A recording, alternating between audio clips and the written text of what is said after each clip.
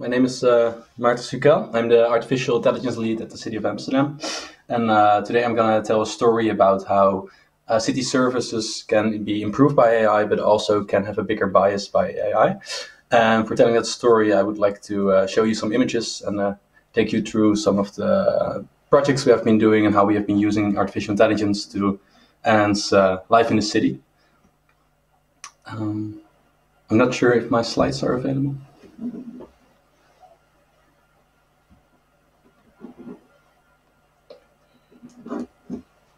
No? So then I will tell the same story without pictures for now. So whenever you're walking around in our beautiful city of Amsterdam, sometimes you might notice something that's not what should be there. So for example, some garbage next to the road, a boat going through the canals that's speeding, and we want to know this as a city. So we always encourage citizens to take out their phone and make a notification to local government. These systems are mostly accessible by people that are Dutch. So what we did to make it easier to make these reports and get them to the right department faster was using machine learning to route these information. So yeah, there's some images will help the story. Yeah, so if you can go one slide further, please. Yeah, so these are some of the examples of the problems we have in the city. So noise in the canals, garbage in the streets, a broken bicycle. And on the next image, we have an example about how somebody that's a native Dutch speaker will make a report about one of these types of incidents. So next slide, please. Yeah. So what happens when a Dutch-speaking person who's good with technology is making a request? It will type, there's garbage next to the container. I will not say it in Dutch to keep it inclusive. It will correctly detect, this is about garbage and the correct type of garbage. So what will happen is somebody will be helped quickly and swiftly. So if you go to the next persona, the next slide, somebody will be a not native Dutch speaker, so they will be reporting in English. So the thing with machine learning and AI is the more examples available, the better it will work. So for this English language and reporting about garbage, it will still work because there's a lot of information about this, but it will work less well than for a native Dutch speaker. So it's possible that these information, as you can see in the example, it will be routed to the garbage department, but to the wrong type of vehicle. So somebody will be helped, but a bit later. So that's already bad. So the next example is somebody that's want to report something to local government, but maybe is a little bit more clumsy. Makes a bunch of typos, or doesn't even know how to find the right information. So you can see somebody making typos. And the issue here is that it will be even harder to automatically route this. So somebody will get help 3 days later because a human is helping and intervening in this. And so what this really shows is most things in society, our government services are focused on 90% of the people. It's like a car. A car is made for somebody of an average size. If you're smaller or larger, it's going to be difficult to use the car. So that's why we were thinking we can use AI to optimize the processes we already have, but we can also think of a new way to use AI. So please go to the next slide.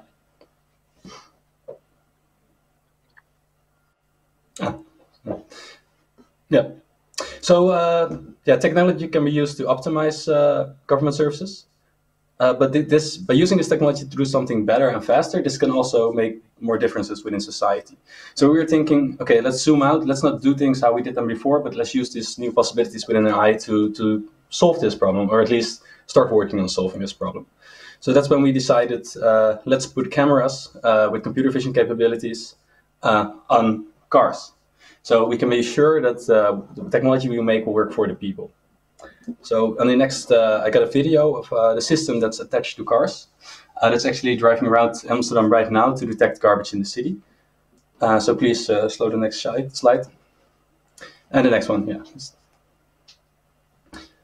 So what you see here, it's an example of how we taught basically vehicles to see issues in the environment. So instead of waiting for people to respond to so having people making notifications about the garbage, we actually have vehicles driving around scanning for this. So by this, we hope to take away like issues with digital literacy in certain neighborhoods and try to get a really objective view of the state of the city, like the issues. So you have like the typical Amsterdam poles we're checking if they're like still standing upright, if there's construction going on, if there's garbage next to the road. And of course, the same model that's detecting these objects is also filtering out faces to make sure we do not save any license plates or faces when it's not absolutely necessary. So the system we're building is completely open, so everything can be checked and it can also be used in different cities. Information about it can be found at www.objectdetectionkit.ai, but then odk.ai. So next slide, please. So another reason we're doing this is, this is another example of how we learn computers to see. So instead of seeing it as a camera, you should see it as a sensor that's actually turning video footage into counts of garbage or of graffiti on the wall. So we can actually make these devices to see without recording. So this is a way we can protect people, their privacy. So you can walk around the city, this camera can come right by, and it will only record like that there is some waste on the ground next to you, but it will never save your face at all. So the next slide, I will show you like the goals of these projects. So at the same time, we're trying to make like how we maintain the city and how we clean the city more fair. And also we're trying to do this more sustainable.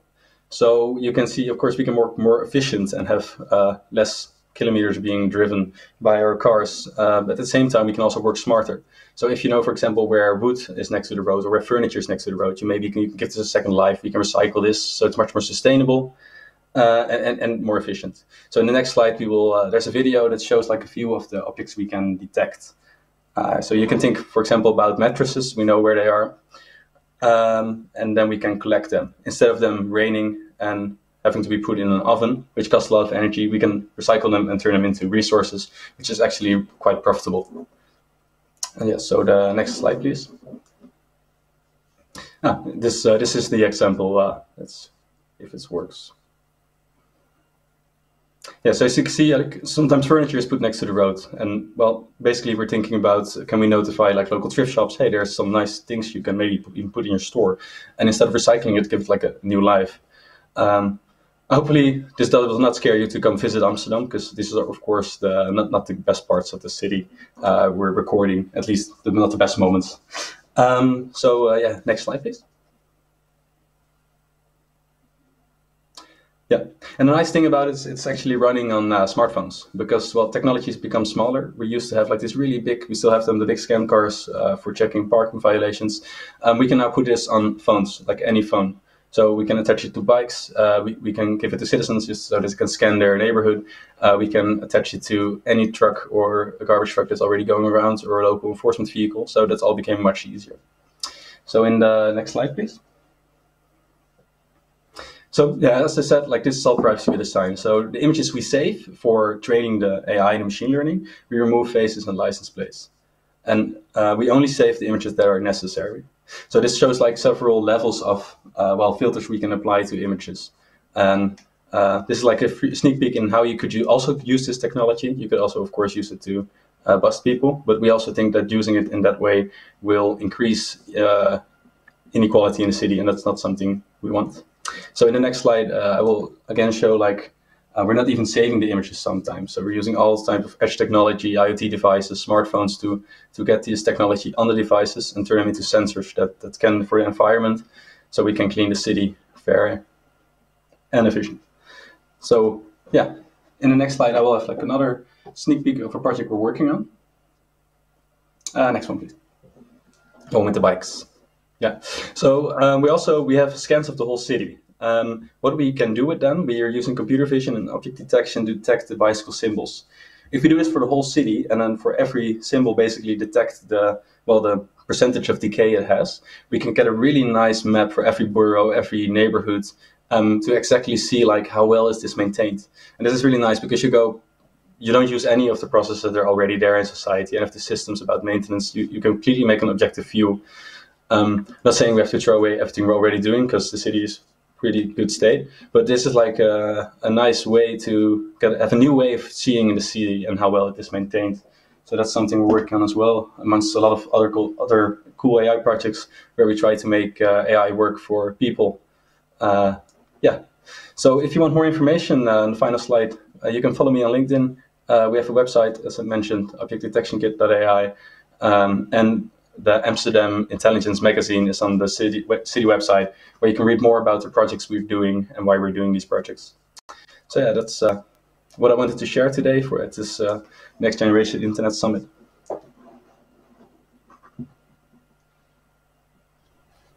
Thank you. Thank you very much, Maarten. Thank you. And I have an interesting question from an engaged member of the audience who is wondering whether you can mount the garbage detection technology on a drone. Yeah, I already actually did this, so it's actually on my desk. That would take too long. But we mounted it on the drone, we would stream the feed, and we would detect. So the only issue is we're not allowed to fly drones, so maybe I did something that's not completely meant to be happening in the city, but this is definitely possible. So you could have drones flying around mapping the city, but they're still a bit too noisy, I think. So maybe go for a bit more quiet alternative for now. Yeah.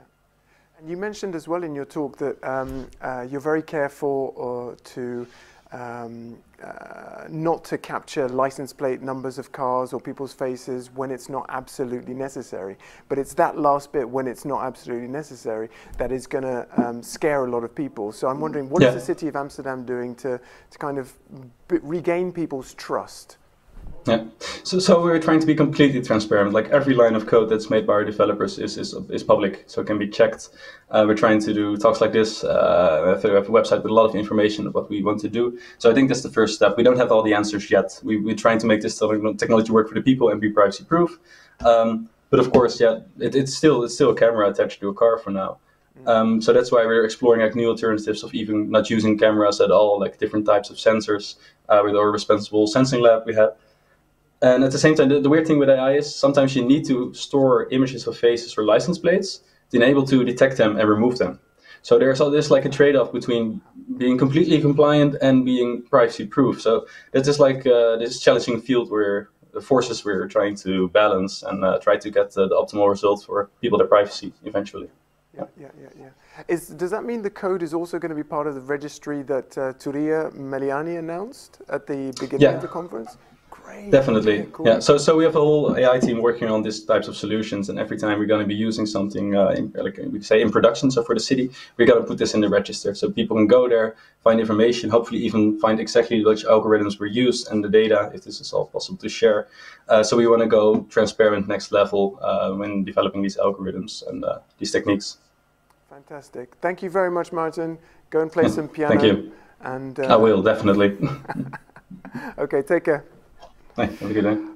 Okay, right. I promised you that we'd go around Europe, and we're now able to go live and direct to Italy, where we'll be able to talk to the head of digital transformation for the Municipality of Milan.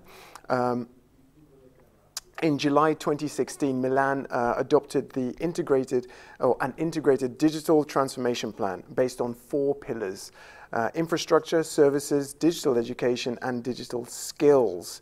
I'm very keen to hear from Chiara about what role you see for your city when it comes to securing, enforcing digital rights for your citizens. Are you with us, Chiara? Hello, yes. Good afternoon. I'm very glad. Can you hear me? Yes. Yes, can you hear me? Okay, there is a little late in the time. I'm very glad, everyone, and our Deputy Mayor, Roberta Cocco, and let me say hello from her. She was called by our mayor this morning, as she couldn't be here with you today, but we are glad to be with you and to have the occasion to speak about speaking about digital inclusion, to speak about one of STEM in the City project. STEM in the City, I don't know if you can see our slides. Can you see the slides?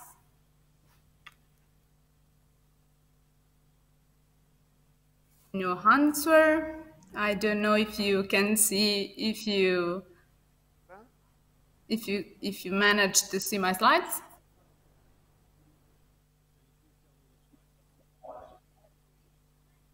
my presentation.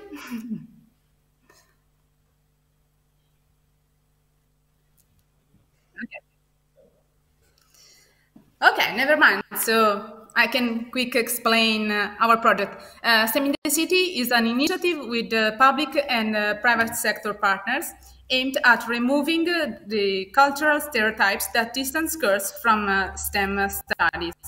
The goal is to reduce the gender gap in STEM careers and to encourage young people, especially young women, to pursue careers in STEM fields.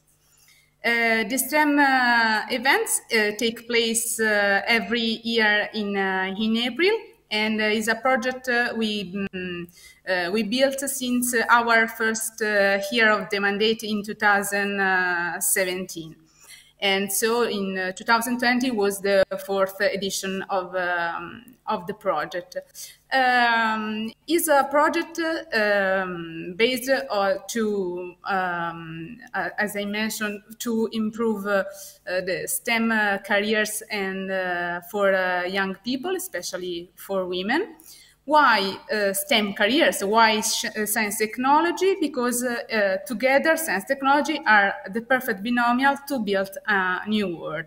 Why the importance of digital skills? Because now we know very well that digital skills are nowadays very, very important, fundamental to catch new opportunities. And another pillar of this project is to improve the gender balance, because as we know, gender balance is fundamental to draw an inclusive society. For a better planet, we need better societies, and so a better gender balance countries. The ecosystem of STEM in the City is an ecosystem based on international partnership. We are under the patronage of the Sustainable Development Goals campaign, under the Girls in ICT Day, the E2 patronage, and of course, under the Equal Opportunity Ministry of Italy patronage. But our network is huge. We can count of a huge network of public and public organization and private companies sector. And also we can count on all the universities of the city, 7 universities of the city, and of course we are working with 100 schools in Milan. We support our students, our young people, especially women, to find a better job, to improve their digital skills. And this is our first goal. But the second, and not less important, of course, the goal is to support our future.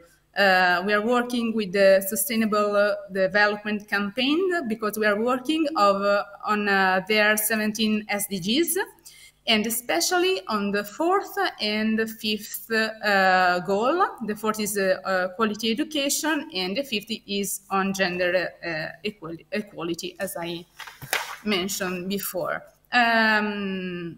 We started in 2017, and we reached 3,000 participants overall, and already mentioned our ecosystem with the universities and schools. In 2020, as you know very well, the COVID-19 pandemic emergency came all over the world. And we were working in February. We were working on the STEM in the City edition, and the pandemic forced us to move in an online platform. So in a very, very quick time, we built the STEM in the City.eu platform, and we collected a lot of videos and training courses and role modeling sessions in this platform, and so we could we could cross our city borders, and we reach several students all over our country. With this project, we want to highlight that competencies of gender. The business world needs women and men working together to create a truly inclusive business.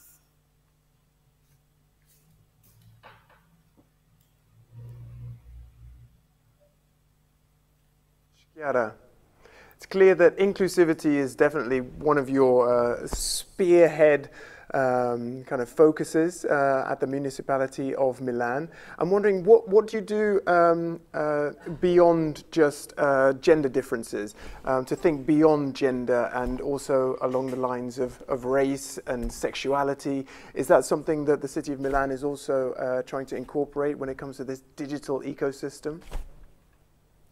Yes, speaking about this kind of differences, we are trying to focus, we are trying to help the inclusion of all the citizens, different citizens, for example, working on better and better digital services to help them to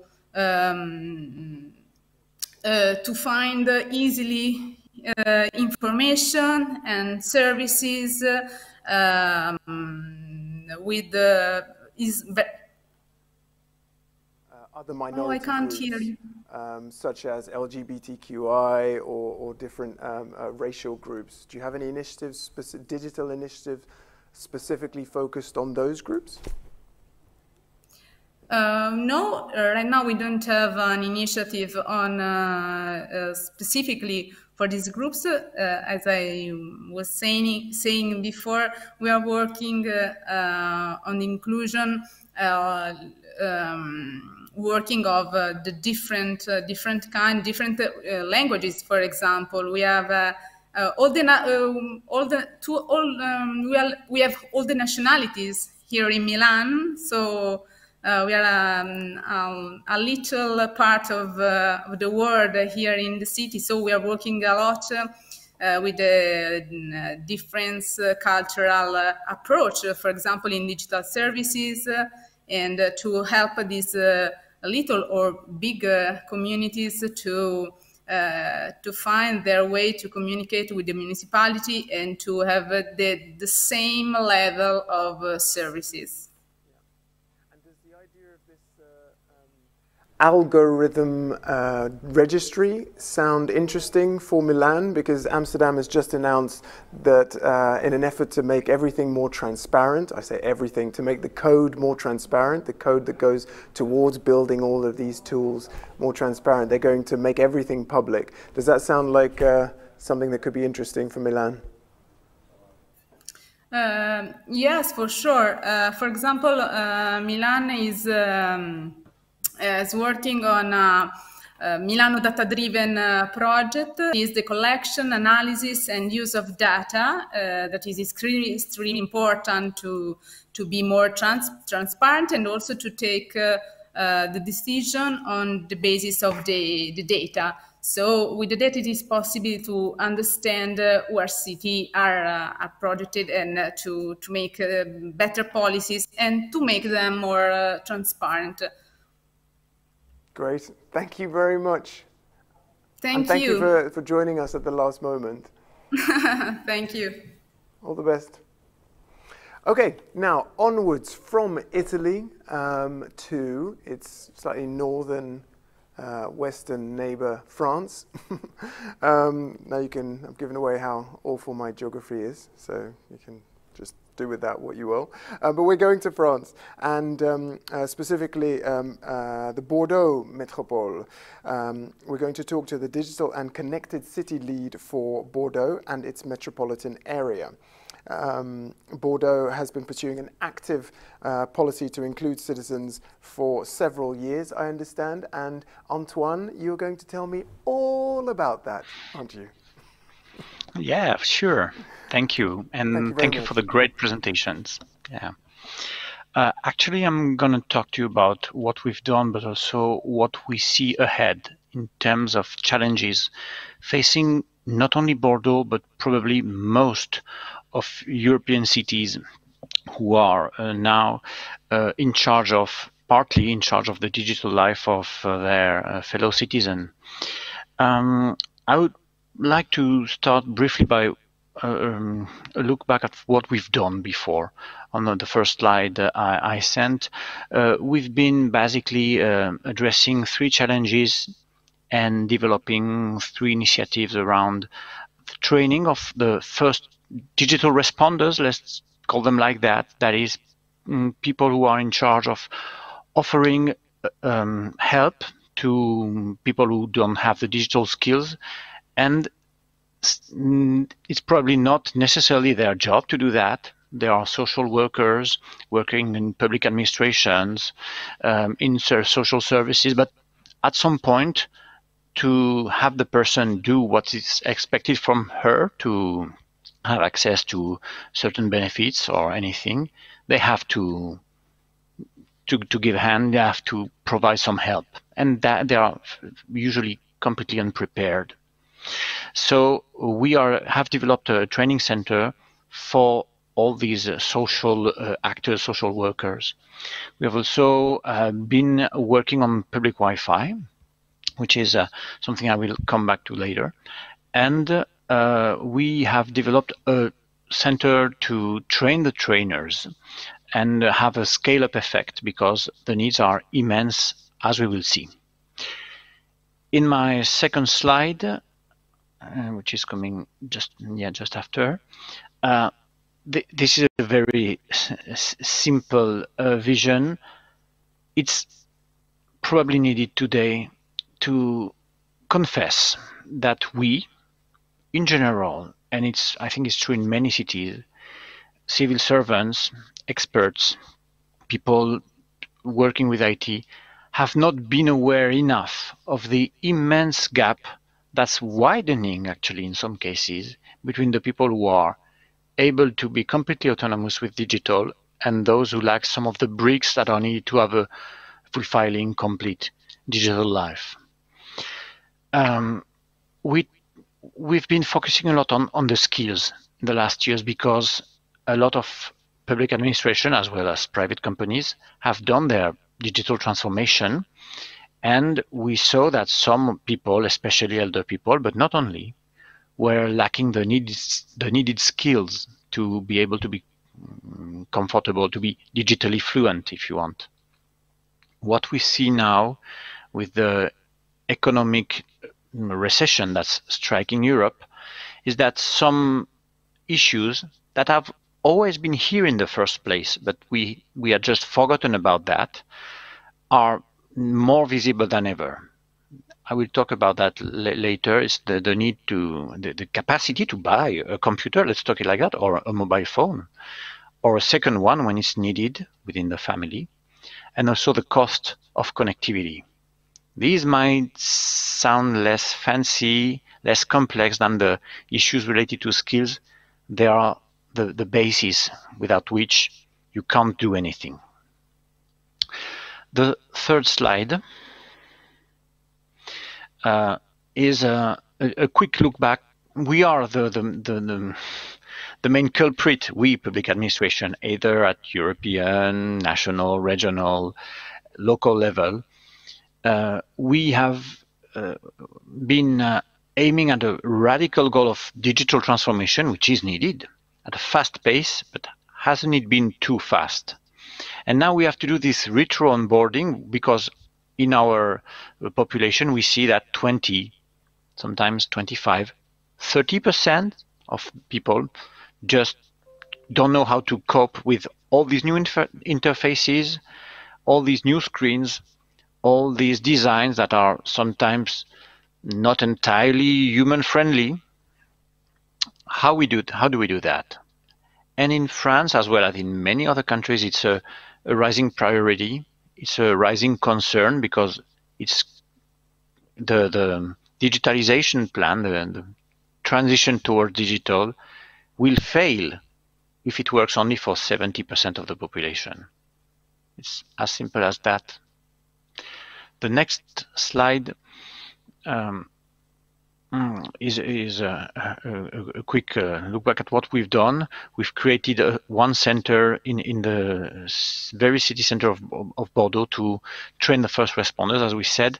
And we realized when we did that the needs were immense. We did a survey, and tons of association, not-for-profit association, social institutions, public administration are asking for more because this need had not been addressed, and a lot of the people who were facing those who need the most were actually left alone and had to invent pragmatically and to reinvent all the time the solution, find the good words. Sometimes they were not trained to be pedagogically fit because it's not their job, and so they had to do that on their own. So the effort was immense. We are trying to rationalize that now. The next slide is about the massive training, because we are talking about the scale effect. For instance, about France now, there is a 200 million euros plan at national level to help initiative like ours to give us this massive training, this massive upgrade in terms of skills of the population who needs them. The issue being that identifying, locating, understanding exactly the families of needs, being able to talk to these people, to communicate, to reach these people and tell them, come, there is a training offered in this close to your house, close to where you live. That's an immense task by itself. That's why one of the first things before starting this massive training is to have the good observatory, the good survey, to fully understand, to fine-tune the analysis of what is needed and sometimes what is not. Because we are often thinking with our guts on these topics, because we tend just to not be using enough methods like user experience analysis or just needs analysis, which is critical in this case. The next slide is about that. So since we don't have the skills internally to do sociological surveys, we are about to do a partnership with our university to have a big macroscopic vision of our territory. Where are the areas, what are the profiles of people who are likely to benefit the most from these trainings we are going to offer, and how to incentivize them, because learning digital skills is like learning a new language. If there is no incentive, if there is no motivation from the learner, it will take ages and probably give a poor result. So we also want to understand how to trigger the interest for those who don't see it until it's too late. The next slide is about one of the other big spheres. We talked about the pillars of digital divide, the hardware. Yes, it's buying a 400, 500, 700 euros computer is not at the reach of everyone, especially when the purchasing power is declining so rapidly for some segments of the population after the COVID crisis, moreover. And sometimes it's also they need to have a second one because the kids need one, or there's a student in home and he will need to connect while his father or his mother is working remotely.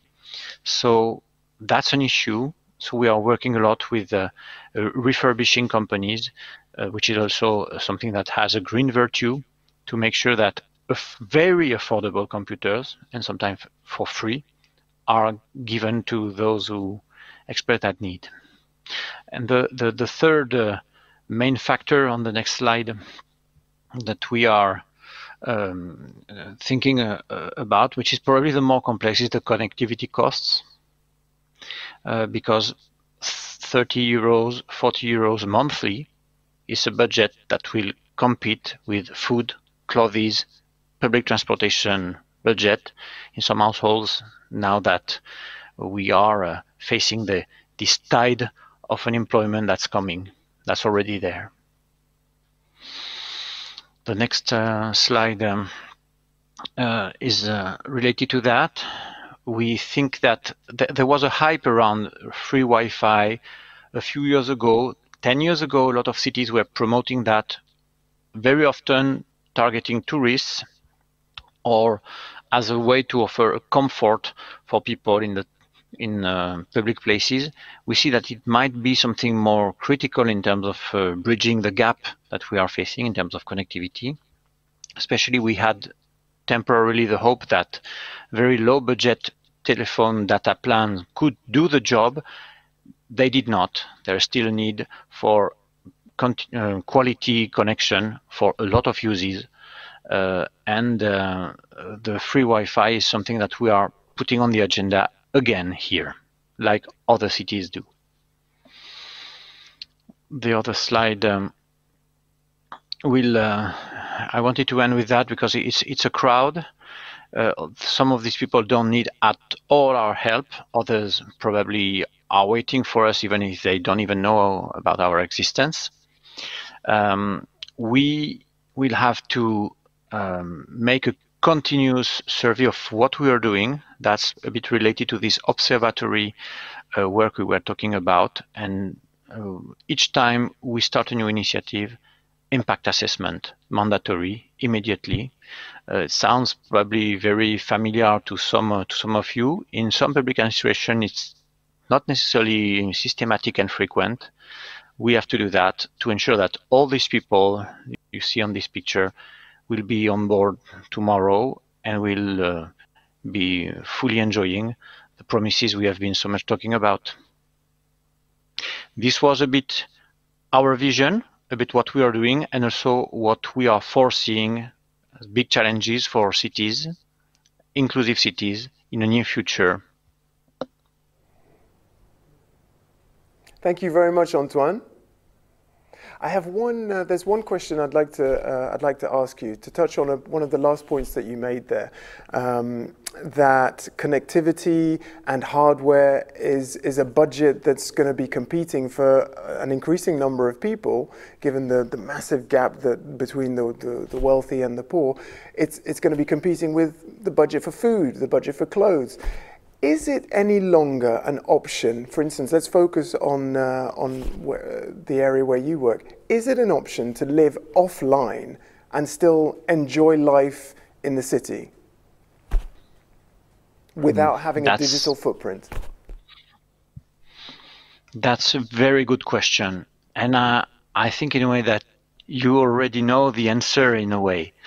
That especially for those who need access to social benefits, to find new opportunities to rebound after an economic crisis, a lot of people just cannot afford not to be connected. And probably this connection will be in the near future, and maybe it's already like that now, something for the well-off.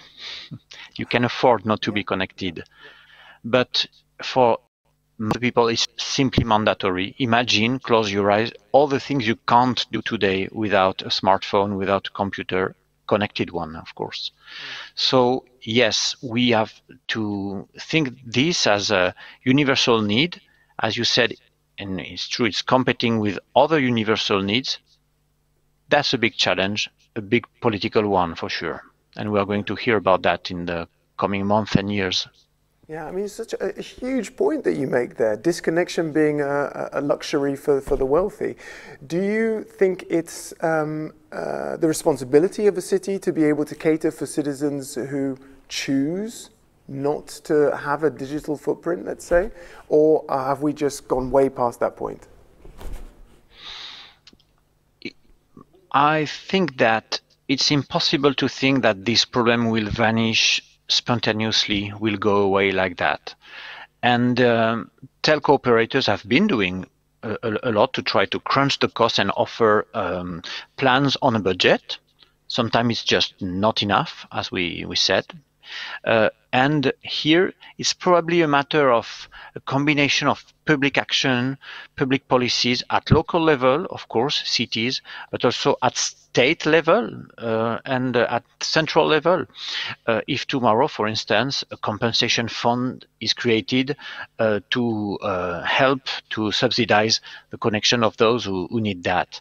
So it's probably a policy mix. Each country is probably going to invent his own, but it will be on the table for any government, and it's already now the case, actually. Okay. Thank you very much, Antoine. Thank you to you. Happy to be here. Bye-bye. Don't know why I keep waving to people, but it feels very, very cozy to do that, so I'm going to keep doing it. Okay, we're going to move on to our last speaker in this session, and that person is a program manager of PublicTech for the city of Amsterdam, our hometown here. And that gentleman is Ike van Eemeren. Ike, I hand the mic, the digital pretend mic, over to you. Check. Hi, Ike here. I think we should start waving for you at the beginning, so you feel a little bit more confident with all the waving during the event. Thank you very much, and it's good. I'm in more of the advertorial mode, I think, for the last few minutes of this session. To start, before we go to the first slide, I think I'm really proud of seeing a session like this, because 2 years ago.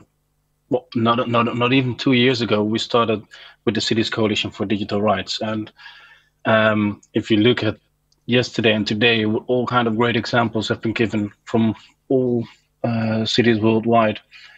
What's possible if you give attention to digital rights, and not only principles, etc., but really live up to, okay, how can we make a difference in cities? That makes me proud. And I think it's good to set a sort of advertorial to know, okay, where are we now with this Cities Coalition? What's happening? What's going on? And I promised the organizers 3 slides on what we're doing at the moment, and what's in there for you, where you can jump in, what's interesting. So it's good if we can pop into the first slide to show where we are and what we're doing. Of course, every community needs a website, so that's what we did in the first place. A beautiful website on the left, where the main focus was what are the principles, and what's the statement, what's the declaration of this Cities Coalition for Digital Rights, and it really gives the vision of what where we stood 2 years ago. We stood forming principles. What's the role of cities? Why is this important? And of course, we're still there. We still have to advocate the importance of digital rights, but it's not only a statement anymore, it's an incredible set of examples.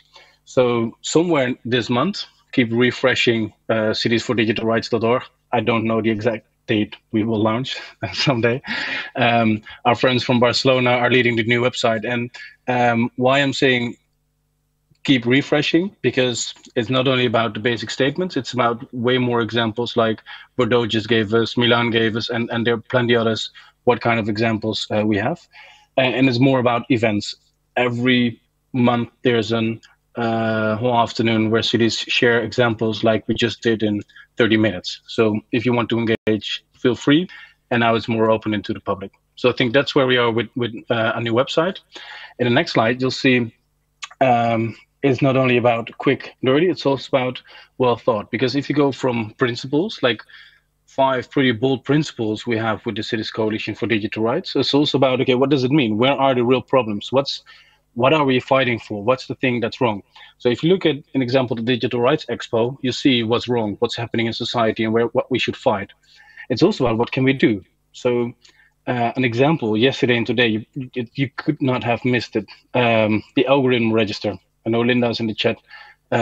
Miri did a session this morning.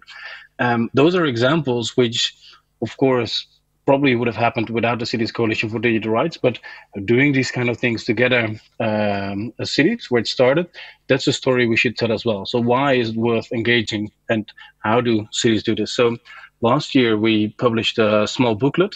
On the left, you see Cities Coalition for Digital Rights. If you go to citiesfordigitalrights.org, you will find this small booklet. In October next month, the new edition will come out where we have interviews with many of the people who were a speaker yesterday and today. We will highlight best practices, but we'll go a little bit further and we say, okay, it's not only about principles and ideas, it's also about people who have done things like the impact assessment in Bordeaux or other places. So we also add a toolkit where really, 1, 2, 3 steps, and you can join or you can work with some other cities on some topics that will be added as well. So look into that one. On the last slide, I think we go a little bit further than that. And more and more cities are seeking, okay, not only exchanging ideas or exchanging toolkits, but how can we work more intensively together? So what are the problems we should work on more together? An example, everyone touched the problem of internet access in the last few days, because of course, next generation internet, bottom line, you need access to it before you can have at least a talk about the next generation.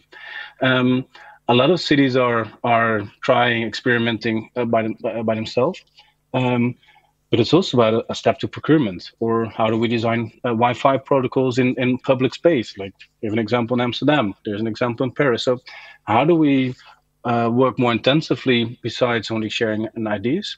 If you can go to the QR code, but if you don't like QR codes, I'll post the more extensive slides in the chat, because I don't like QR codes, because you never know who's trying to rip some money off. Anyway, if you look at the questionnaire we have there, it's one of the solutions or the questions we would like to team up. And one example I'm working for at the moment is open procurement. We had a great example in the Netherlands where we had sort of public procurement around the Corona app, the Corona tracing app, where our national ministry completely opened up. Do we ask the right question? Do we ask the right technical partners? Do we have all the checks and balances in order? It was completely transparent. And of course, mistakes have been made, but that's something we would like to copy, because we think if you talk about digital rights, it's also good. Transparent algorithm register is step one. More transparent procurement, or what kind of questions do we procure, is another step we would like to take. So that's an example of a question I will put in this digital rights initiative, where we focus together with universities, other organizations on this applied digital rights initiative within a challenge. So that's something which I think is very interesting for you if you're from another city or an organization who thinks you can offer some help. Look into this.